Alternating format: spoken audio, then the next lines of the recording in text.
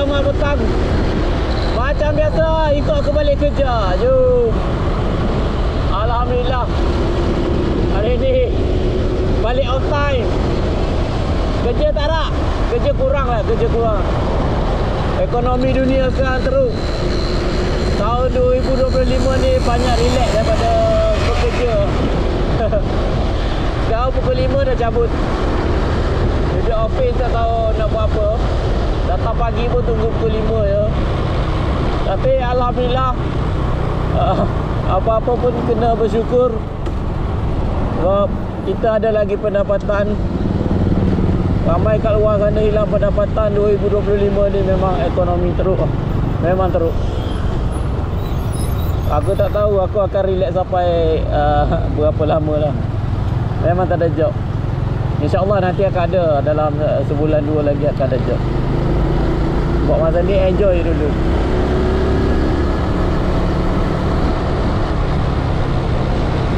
Kalau kawasan ni pukul 5 aku terus keluar, memang kereta tak banyak. Tapi kalau lambat sikit keluar dalam pukul 5.30 ke, standby lah. Penuh lah kereta lepas ni. Traffic light ni memang jam. Dan traffic light ni dia macam confused sikit. Kalau dia tak biasa, traffic light ni dia confused sikit. Dia U-turn sikit. Alphard. Kereta orang kaya.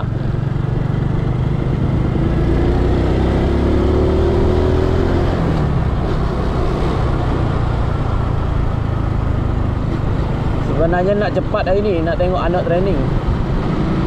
Dia ada training lari hari ni. Dia kalau orang tua ada, dia semangat sikit. Kalau kita tak ada, dia kurang sikit semangat dia.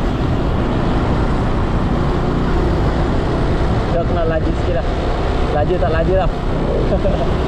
Motor ni 80 je.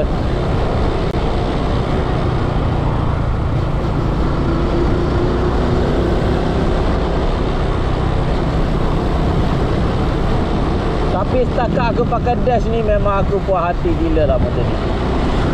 Walaupun dulu masa baru beli, ada leaking dekat engine sebelah kiri. Dekat sebelah kiri ada leaking. Dan aku dah claim warranty sekali. Balik daripada claim warranty tu pun sama juga, leaking tu tak hilang. Jadi aku biar je. Aku buat tak tahu, buat tak nampak je. Sampai lah hari ni. Setakat ni okey.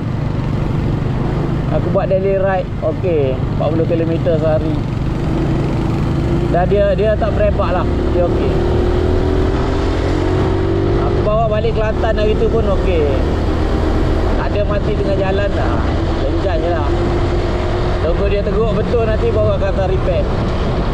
Buat masa ni aku rasa tak ada keperluan untuk repair lah benda tu. Jadi jaga minyak hitam lah.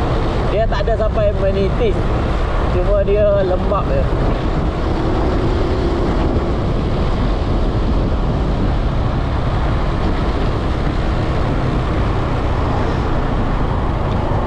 Pagi tadi aku bawa kamera ni, aku ingat hujan. Aku nak test dalam hujan. Lepas tu, aduh, lupa nak tukar bateri. On je lah, aduh, bateri mati. Drain. Tak dapat dah nak record masa hujan. Pagi tadi hujan. Biasa kalau hujan aku naik kereta. Tapi pagi tadi sebab nak test kamera kan, nak bawa motor pun sama juga. Tak boleh buat video juga. Sebab lupa nak tukar bateri tu, lupa. Bateri dah cap lah. Nantilah kita test dalam hujan okey tak suara. Setakat ni angin kuat okey.